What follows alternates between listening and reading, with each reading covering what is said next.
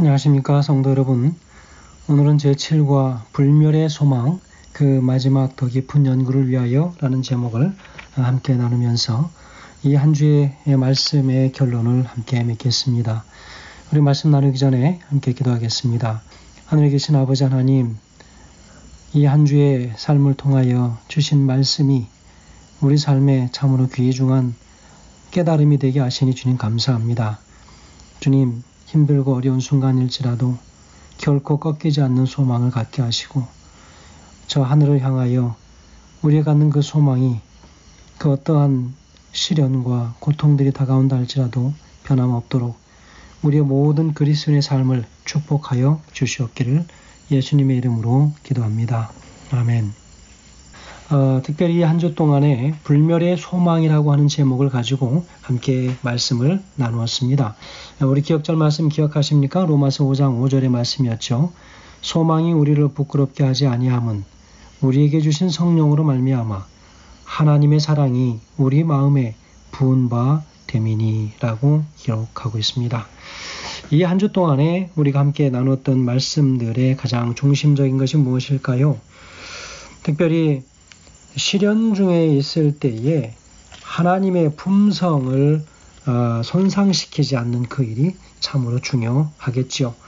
그래서 이 과정 공부에서는 여러 성경 기자들의 그들이 기록한 말씀을 통해서 특별히 하박국에서 때로는 우리가 당하는 그 어려움들이 마치 하나님께서 우리를 안중에도 두지 않으시고 그저 마구잡이로 우리에게 고통을 증가시키는 것처럼 보이는 그런 순간이 다가올지라도 특별히 더 하나님께서 우리를 향하여 가지신 큰 그림들을 보도록 하고 자그마한 것에 우리의 마음이 흔들려서 또 하나님을 멀리 떠나는 그런 일들이 없도록 하라고 오늘 우리에게 당부합니다. 그리고 우리의 위대하신 아버지 하나님은 어떤 분이신가? 욥기 38장 그리고 42장의 말씀들을 통해서 욥에게 어떤 영향을 끼쳤는가? 바로 그런 힘들고 어려운 고난 속에서도 욥은 그 모든 일들을 든든히 이기고 극복해내고 또 하나님과의 여러 대화들을 통해서 자신의 연약함을 또 깨닫게 됩니다. 그래서 우리가 그 어떠한 힘들고 어려운 일들을 우리가 맞닥뜨린다 할지라도 하나님 우리 아버지의 강하신 임재하심을 결코 잊지 말라고 이사야 41장 13절에서 이야기하지요. 이는 나 여호와 너희 하나님이 내 오른손을 붙들고 내게 이르기를 두려워하지 말라. 내가 너를 도우리라 할 것임이니라 라고 기록하고 있지 않습니까? 우리의 임마누엘이신 우리 하나님께서 오늘 우리의 삶 속에 매 순간 함께 하신다고 하는 사실을 분명하게 각인시켜 주셨습니다. 여러분, 예레미야를 통해서 우리 하나님께서 우리를 향하여 가지신 그 계획이 무엇인지를 분명하게 이야기하고 있죠. 바벨론으로 잡혀간 유다 백성들을 하나님께서 분명히 40년이 차면 그들이 노예 생활에서 풀려날 것이라고 분명히 이야기하셨는데 아무리 사람들이 아우성을 쳐도 그 기간은 결코 단축되지 않습니다. 그래서 하나님께서는 당신의 백성들을 구원해내실 분명한 계획을 갖고 계신 그런 하나님이심을 분명하게 우리에게 보여주셨습니다. 히브리서 12장 5절에서 13절을 통해서 사도 바울은 이야기합니다. 이 징계가 무엇이냐? 바로 그것은 교육이다 라고 이야기한다고 하는 헬라어의 근간을 가지고 우리가 분명하게 우리 이해를 하게 됩니다. 그래서 그것은 징계가 아니라 바로 그것은 하나님께서 당신의 백성들을 훈련하시고 또 교육하실 그 목적으로 이 말씀을 오늘 우리에게 주셨다라고 하고 있습니다. 여러분, 하나님께서 우리에게 주신 삶의 현실 이 너머에 있는 그분의 진정한 뜻과 계획을 이해하는 것이 고난을 극복하는 비결임을 오늘 분명하게 가르쳐 주었습니다. 그래서 절망적인 상황 가운데에서도 우리는 우리를 결코 버리지 않고 함께 하시며 그 불멸의 소망의 약속, 그 약속이 분명 하나님께서 우리에게 주신 것을 오늘 우리가 기억함으로 하나님께 감사할 수 있게 되는 것이지요. 자, 그러면 우리가 어떻게 하면 될까요? 그것은 우리가 가진 소망의 기별을 확실한 믿음의 삶을 통해서 세상 가운데에 나타내 보이고 그것을 증거하며 살아가는 것일 것입니다. 자, 오늘 우리가 이 결론의 말씀을 우리가 보면서 모든 이 사람의 경험 가운데에는 통렬한 실망과 철저한 낙담의 때가 있는데 바로 그것은 고통이 영혼을 괴롭혀서 마침내 죽는 것이 사는 것보다 나은 것처럼 보이는 날들이 이르러 올 것이다 라고 이야기합니다. 누가 그랬습니까? 바로 욥이 그러하였지요.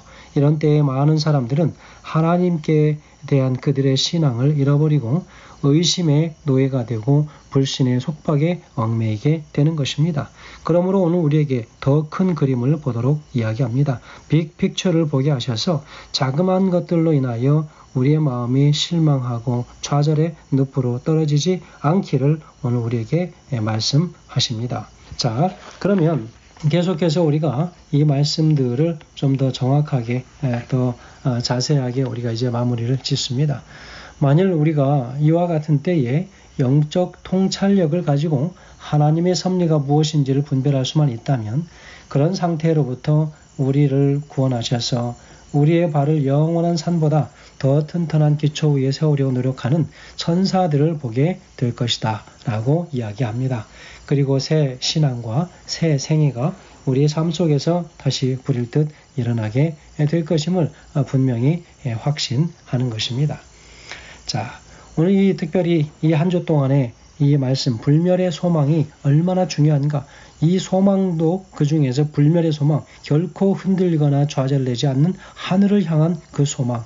오늘 분명히 오늘 우리가 가지고 결코 어떤 상황에도 변함이 없기를 간절히 소망합니다. 그래서 고난을 마주하게 되면 눈앞에 펼쳐진 현실에 파묻혀서 실망하고 좌절하게 되는 그런 경우들을 우리는 종종 경험하지 않습니까? 하지만 눈에 보이는 건 너무 하나님의 뜻과 계획을 발견하는 그 일은 고난 중에 있는 우리에게 큰 힘과 위로가 될 것이라고 하는 것입니다. 힘들고 어려운 순간일수록 사람에게 의지하기보다는 하나님의 확실한 약속을 더 굳게 붙잡아야 할 것임을 오늘 이 한 7과의 한 말씀들을 통해서 우리에게 다시 한번 일깨워 주고 있는 것입니다. 자, 오늘 이 말씀을 이제 마치면서 특별히 이 한 주에 특별히 이제 안식일을 우리가 맞이하고 또 이 말씀들을 이제 나누게 될 것입니다. 서로에게 힘과 용기가 되는 말씀이 되길 간절히 소원합니다. 우리가 교회 안에서 크고 작은 일들로 인하여 부딪히고 때로는 깨어질 때도 있습니다. 그러나 여러분, 그러한 일들이 또 우리에게 더 얼마나 큰 영적 교훈과 깨달음을 주기 위해서 그러한 상황들이 발생하게 됐는지를 우리가 깊이 생각한다면 작은 것들로 인하여 우리의 마음이 멀어지고 힘들어지고 하는 그런 일들이 없게 될 것이라고 하는 것입니다. 더 큰 그림을 보게 하시고 작은 것들 바로 그 문제들에 우리가 국한되지 않게 하셔서 더 큰 그림으로 우리가 더 넓게 우리 주님 오시는 그 약속이 분명히 성취되는 그날 우리가 그 자리에서 지난 것들이 참으로 쓸데없고 참으로 의미가 없는 것이었던 것을 우리가 다시 한번 깨닫게 되는 순간들이 올 것임을 다시 한번 확신하면서 이 한 주의 말씀을 마칩니다. 감사합니다.